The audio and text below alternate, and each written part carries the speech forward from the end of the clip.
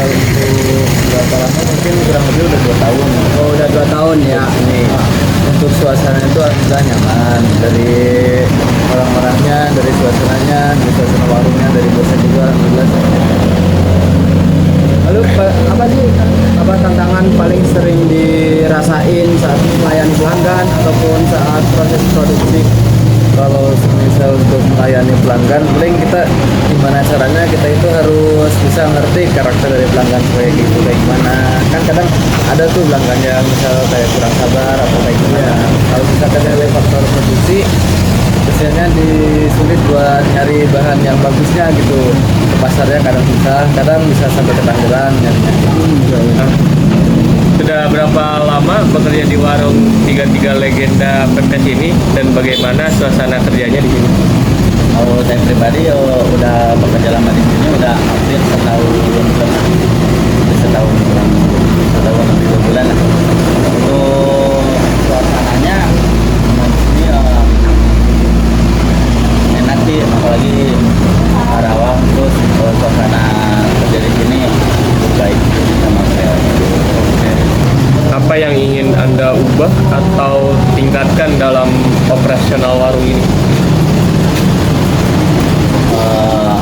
Paling yang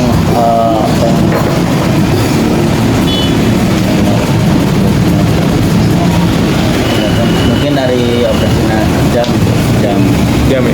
ya tingkat paling dari dalam kebersihan ya.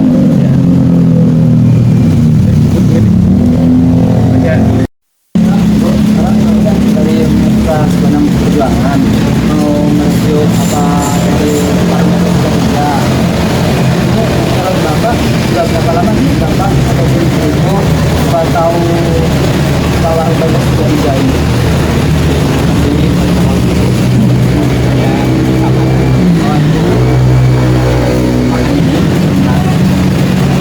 Saya menjadi pelanggan warung ini sejak warung ini dibuka, karena tiap berlewat ini kami penasaran waktu itu mampir dan merasakan masakan-masakan ya. Sejak warung ini dibuka saya menjadi pelanggan, bahkan saya pernah borong beberapa kali sekarang kantor saya untuk merasakan Pelanggan setia ya, termasuk saya bawa rombongan dan sekarang hari makan di sini dan memang sudah mampir ya, yang meriah dan rasanya nendang gitu. jadi ke pelanggan tetap gitu Ya boleh dengan begitu karena kebetulan tiap hari lewat. Lalu menurut Bapak sama Ibu ini yang paling pas atau beda dari warung jenis yang lain itu apa nih dari sini? Yang pertama variannya banyak di sini dan favorit saya di sini adalah yang pertama pepes tandingnya. Yang jarang ditemukan di warung pepes yang lain. Kemudian karangasem. Karangasem ini kan khas Jawa Tengah ya. Iya betul. Kebetulan saya dari Jawa Tengah itu favorit. Jadi dua masakan itu antara Bandung dan Karangasem itu makanan favorit. Bahkan saya kenalkan teman-teman juga di sini coba Karangasem. Orang pada asing apa jadi Karangasem?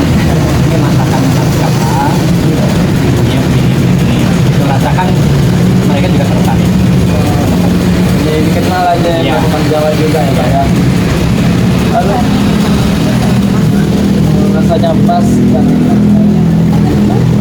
lalu sama menurut Bapak sama Ibu bagaimana sih layanan dari ataupun karyawan di sama warung dari kerja ini? Depan juga apa ada yang perlu ditingkatkan karyawan ataupun samsung nih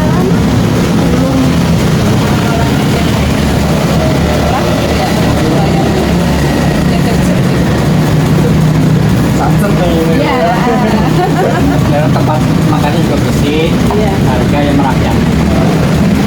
Sehingga sering lah makan di sini. Kebetulan rumahnya dekat, kadang-kadang ya dimakan di sini bawa pulang. Seringnya bawa pulang. Kita nggak masak gitu, sengaja gitu. Ini bawa pulang. Karena kebetulan anak-anak juga cocok rasanya. ya Bu ya, terima kasih apa udah mereview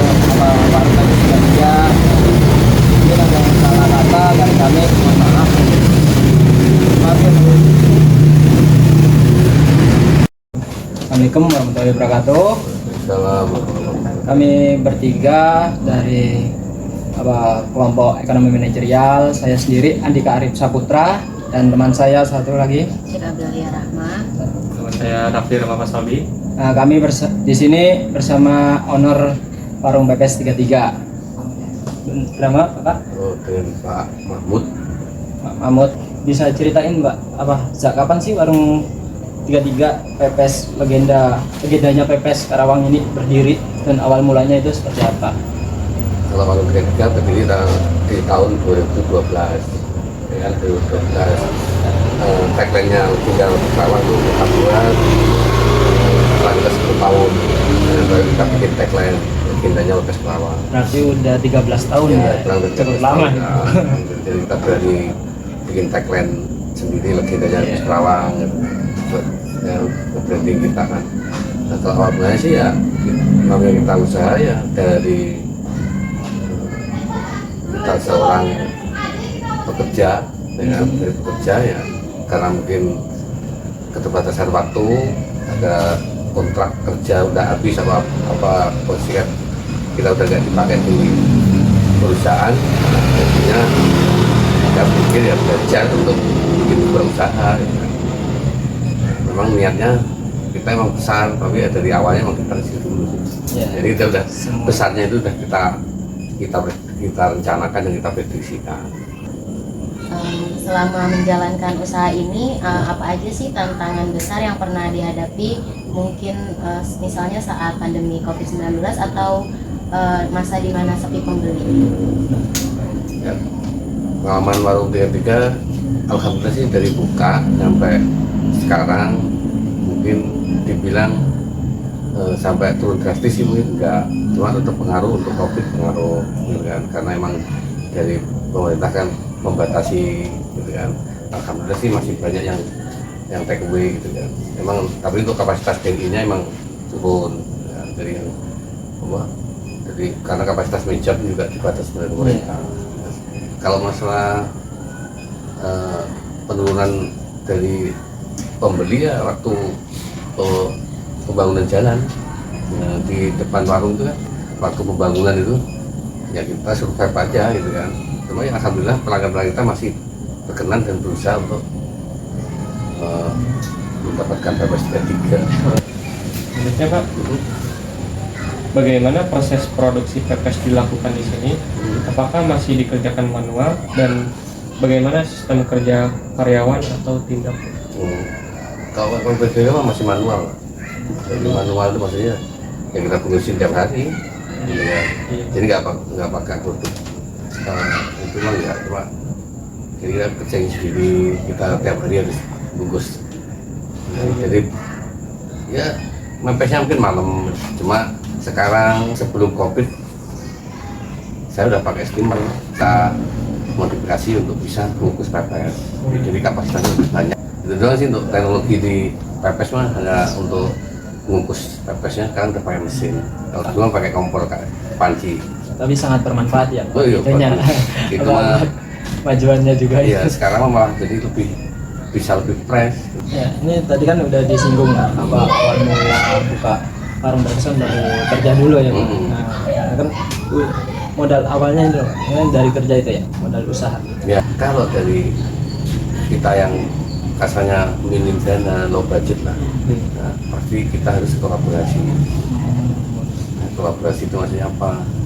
Ya minimal kita harus mencari teman yang ya sefrekuensi lah gitu ya, yang mau join gitu, partner gitu ya.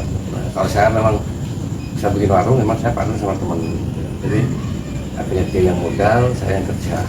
Tulisannya ya karena saya menjalankan investasi dari orang dengan ya alhamdulillah tuh investasi yang Pepes 33 dari teman tuh sudah ya biasanya BEP kan ya udah dananya udah lunas itu udah dana yang keluarin udah balik, nggak ada sampai berapa tahun tuh.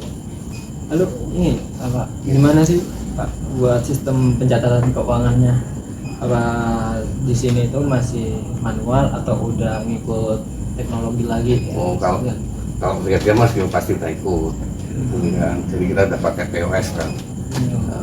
Jadi biasanya pos itu apa ya, pokoknya alat yang mesin kasir lah, aplikasi kan. Kita pakai aplikasi.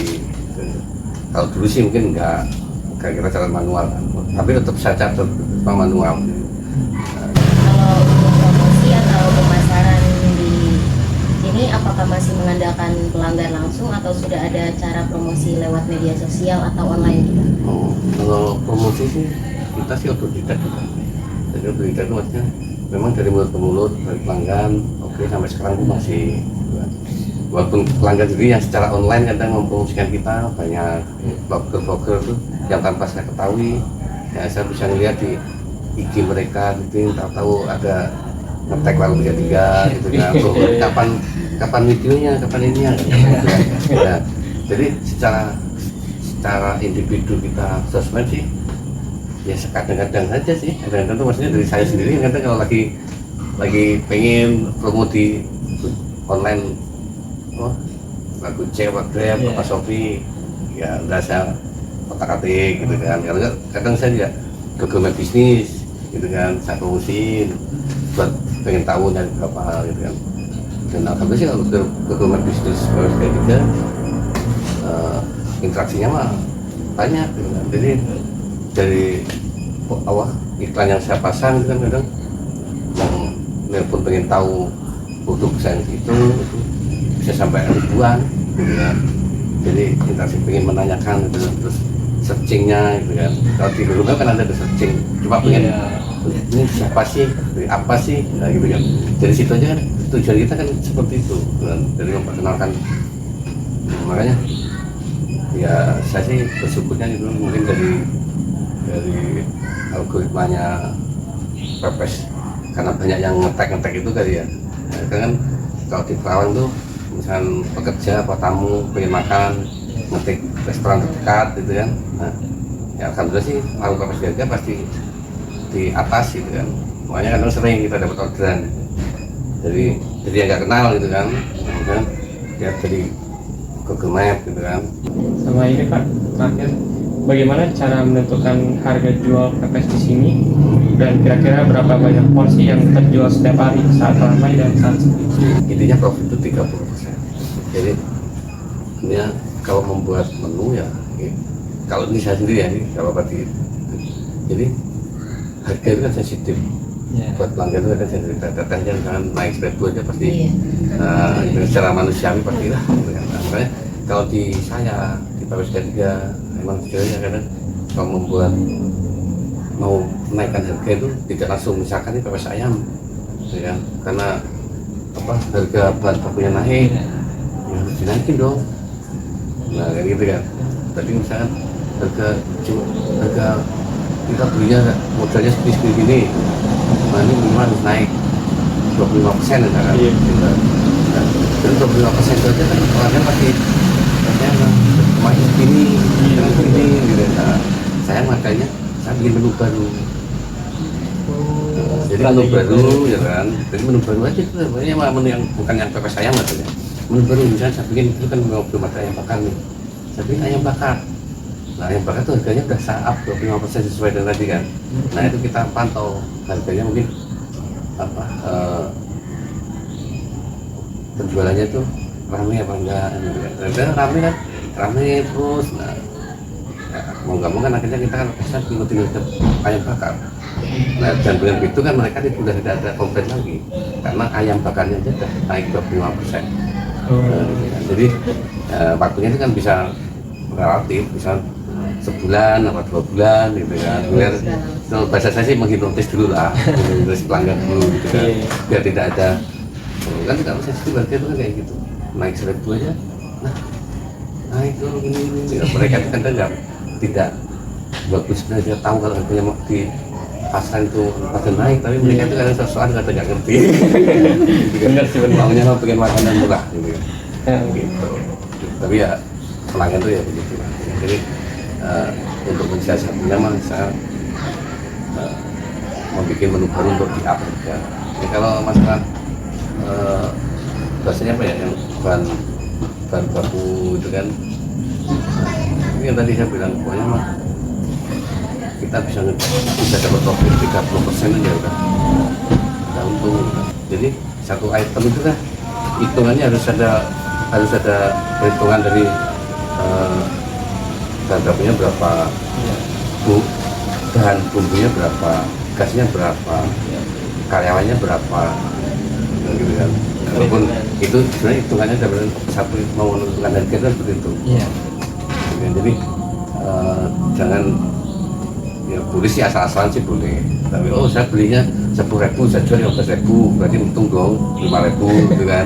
Nah itu kan secara kasar maksudnya cuma kan karena tidak 5.000 itu masih ada karyawan, ada bumbu, ada gas, ada bensin, ada ini, nah, gitu kan.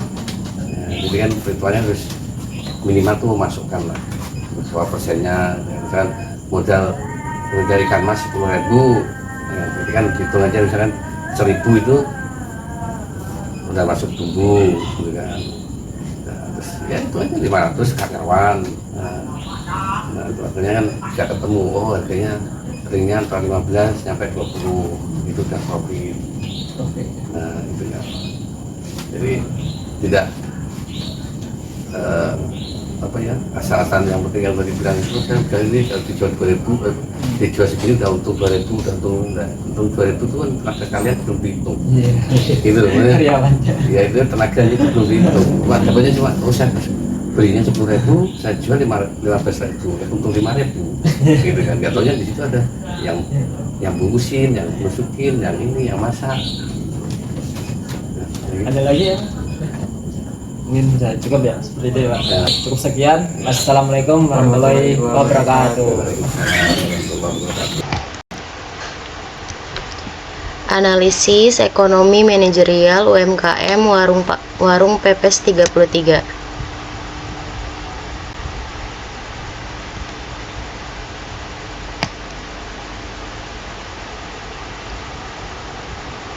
Penetapan harga. Yang pertama, pertimbangan pasar lokal. Warung Pepes 33 juga mempertimbangkan daya beli masyarakat Karawang.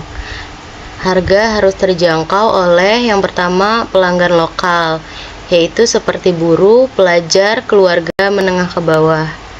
Lalu komunitas sekitar yang lebih sensitif terhadap perubahan harga. Yang kedua, pengaruh kompetitor. Harga warung sejenis di sekitar, misalnya warung pecel, ayam bakar, dan lain-lain, lokasi strategis atau tidaknya, dan nilai tambah seperti rasa khas pepes atau pelayanan cepat. Yang ketiga, penyesuaian terhadap kenaikan bahan baku. UMKM seperti Warung Pepes 33 tidak sering menaikkan harga meskipun biaya bahan naik karena khawatir kehilangan pelanggan tetap. Cara yang dilakukan Warung Pepes 33 yaitu dengan membuat menu baru yang memungkinkan tidak mengalami kerugian akibat kenaikan bahan baku.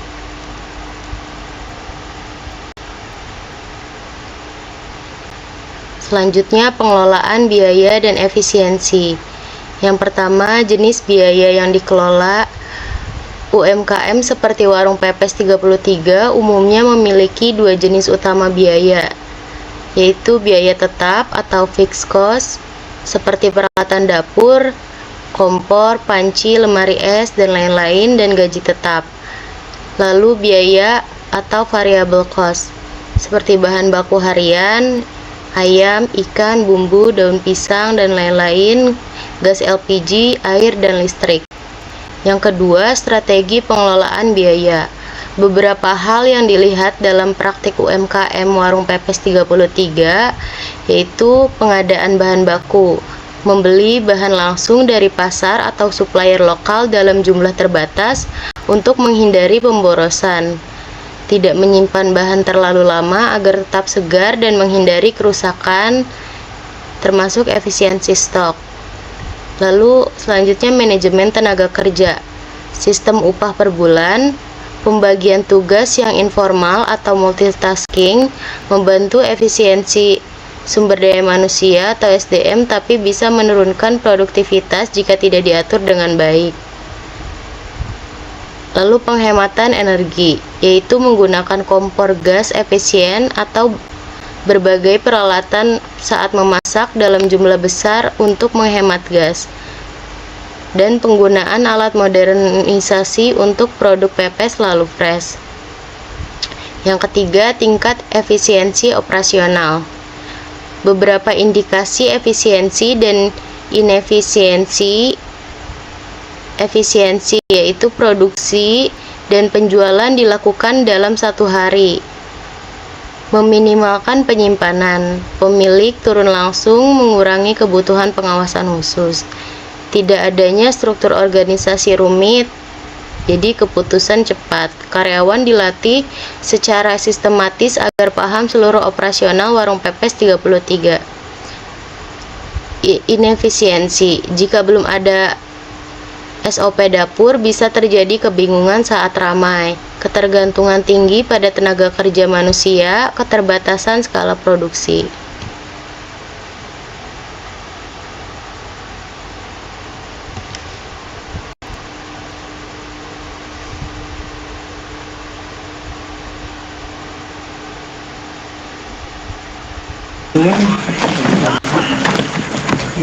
Strategi menghadapi persaingan.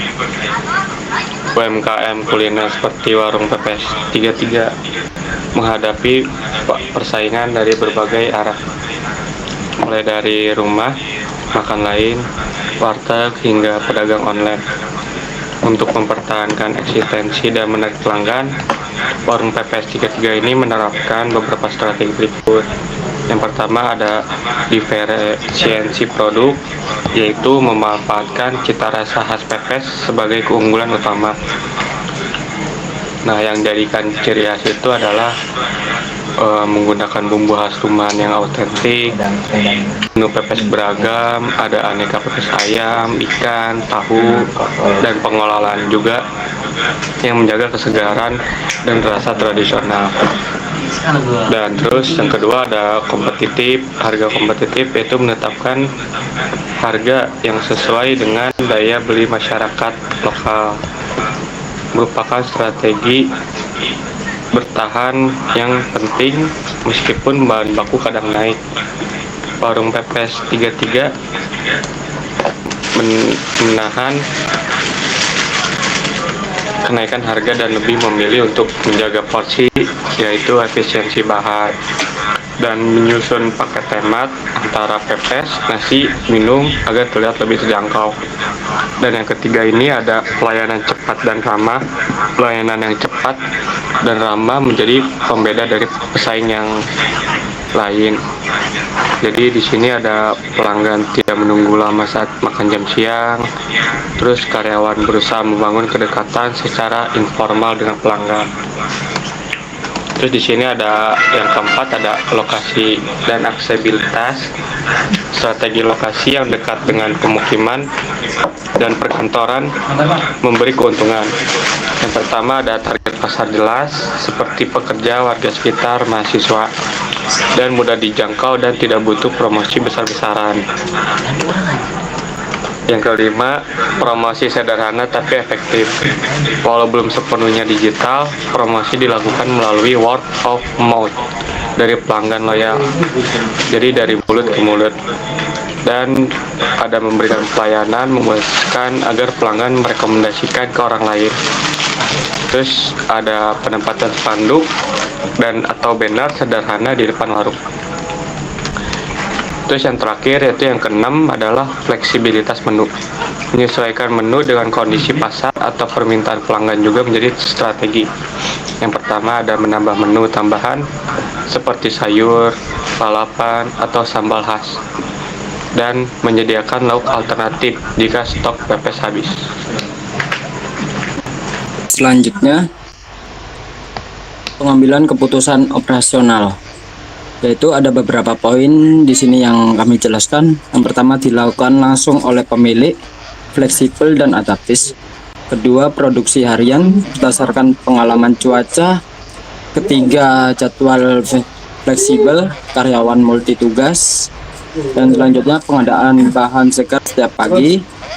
Selanjutnya, respon cepat untuk masalah operasional. Dan yang terakhir, adaptasi menu berdasar feedback konsumen. Nah, lalu untuk penjelasan mengenai pengambilan keputusan operasional, yaitu Yang pertama tadi, pemilik memutuskan berapa banyak pepes yang dilakukan yang akan diproduksi setiap hari berdasarkan satu perkiraan jumlah pelanggan. Yang kedua ada cuaca juga. Yang ketiga ketersediaan bahan baku.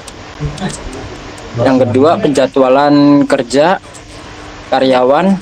Keputusan penjadwalan atau pembagian tugas dibuat secara informal dan fleksibel berdasarkan kondisi harian, ramai ataupun tidaknya.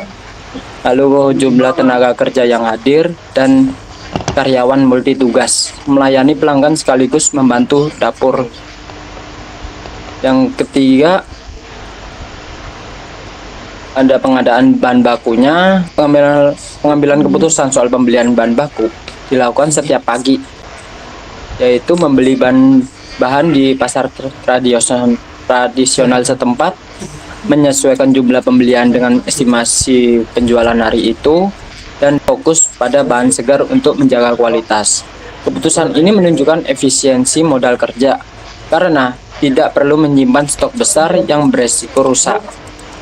Selanjutnya, respon terhadap masalah operasional. Keputusan saat terjadi masalah, misalnya bahan baku habis, alat rusak, karyawan tidak hadir, diambil langsung oleh pemilik, yaitu mengganti menu jika bahan utama habis. Yang kedua, mengalihkan tugas antar karyawan. Dan yang ketiga, menggunakan alat alternatif atau metode masak darurat. Ini mencerminkan keputusan operasional bersifat reaktif tapi fleksibel sesuai karakteristik UMKM warung pepes 33. Lalu yang terakhir, adaptasi terhadap permintaan konsumen. Pemilik juga memutuskan untuk menambahkan menu, mengubah porsi atau menyesuaikan sambal lauk berdasarkan permintaan dan keluhan pelanggan. Contohnya ada pelanggan yang meminta sebuah menu baru ataupun yang lebih yang disukai pada umumnya oleh pelanggan. Nah, itu dari owner pun bisa mengubah menu ataupun menambahkan. Hal ini menunjukkan pengambilan keputusan berbasis feedback langsung tanpa proses formal. Selanjutnya untuk kesimpulan dari apa yang kita jabarkan dan kita cari dalami dalam warung pepes 33 ini, yaitu